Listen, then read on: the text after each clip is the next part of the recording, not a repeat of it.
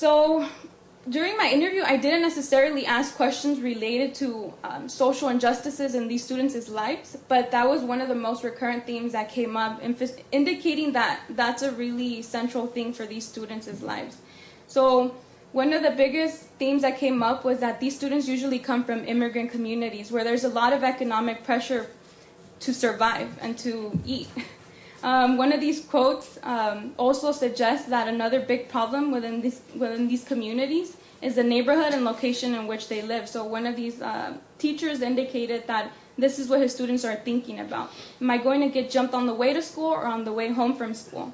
This is what they're thinking about. This is why it's so important to create a safe environment in the school. They need to have a place to feel safe. They're in that stress. It's like they're living in a war zone.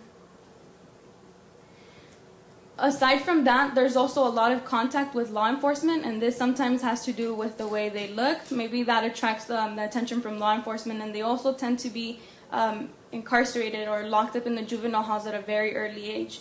One of the teachers that I interviewed actually brought me prison mail from two of her former students, and I think by the time he was 10, he was already in a juvenile hall, and by the time he was 16, he had already been incarcerated for at least 6 years.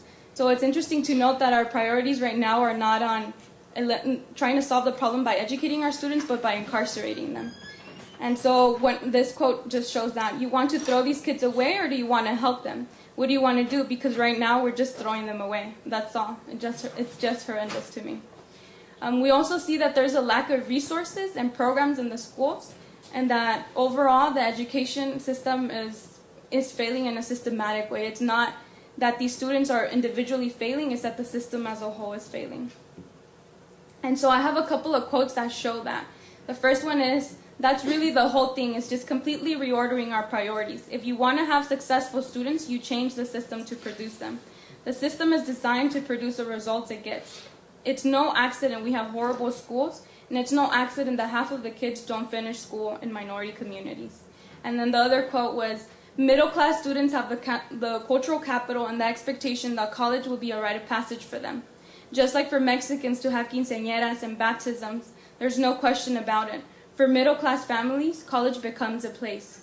If someone is gang-affiliated, they're wearing their politics on their body, they're going to be treated in a different way. The expectation is not, oh, you have to take the A through G requirements. It's, oh, why don't you go to a continuation high school? So the other theme was educators' perceptions of these students, and this is just a list of some of the perceptions they had, and they said that overall these students are real. They are really resilient, strong, motivated, and they have the intellectual capacity just like any other student. And they tend to have a lot of awareness of discrimination. They have this social justice antenna.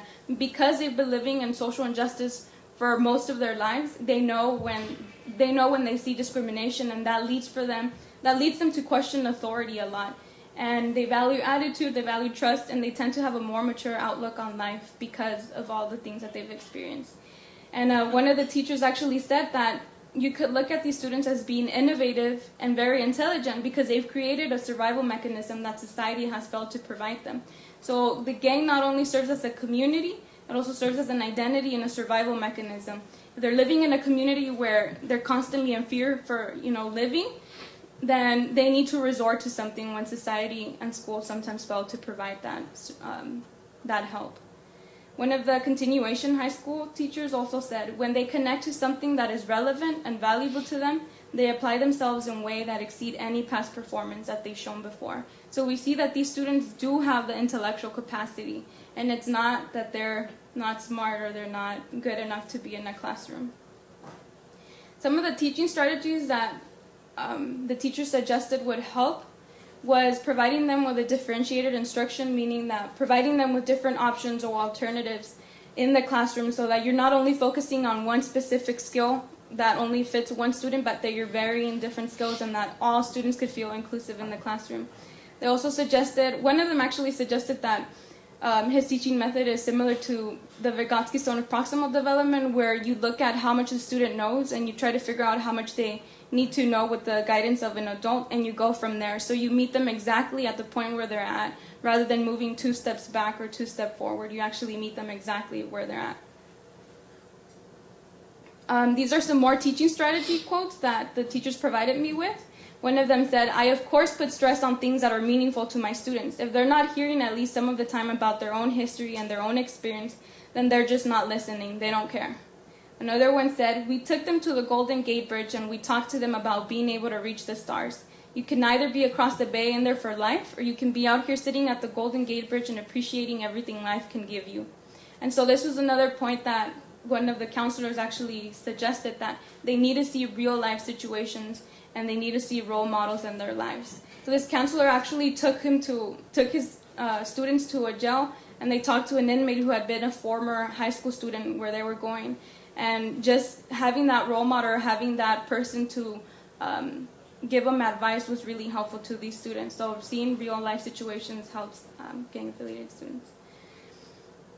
Some of the recommendations that these teachers gave were, if we were able to provide students with a supportive environment, community, if we were able to provide all the things that their society doesn't provide, then maybe we would be able to retain most or a bigger amount of them in schools. They also suggested that giving them the attention, the motivation, and the encouragement that all students should receive in public schools would be of great success. Also providing them with small classroom, and overall they all stated that the education system as a whole has to change. So I'll leave you with this quote. One of the teachers paraphrased John Locke, who said, "When a group of people get together to form a community, they become a body that is incorporated. People want to belong to an organization, whether you're a Boy Scout or in a soccer league. They want to belong to a family unit. When you have a sense of belonging, when you don't have a sense of belonging, you want to belong. Young people end up choosing to belong to a street club named a gang." And so if schools could provide the sense of community, if schools could provide students with the sense of belonging and the sense that they're wanted and needed in the schools, then maybe we would see more Latinos graduating. So because I know that I looked at a convenience sample, I know that my results shifted in a direction where it gave more positive perceptions of students.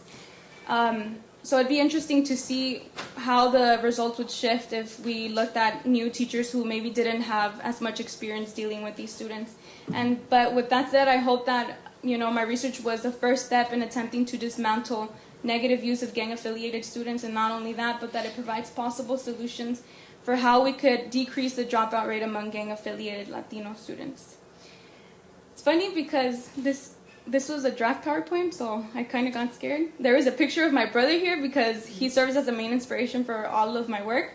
So I just want to say thank you to everybody and pretend that my brother's picture is on there. And so yeah, thank you for making this project possible. And yeah, thank you.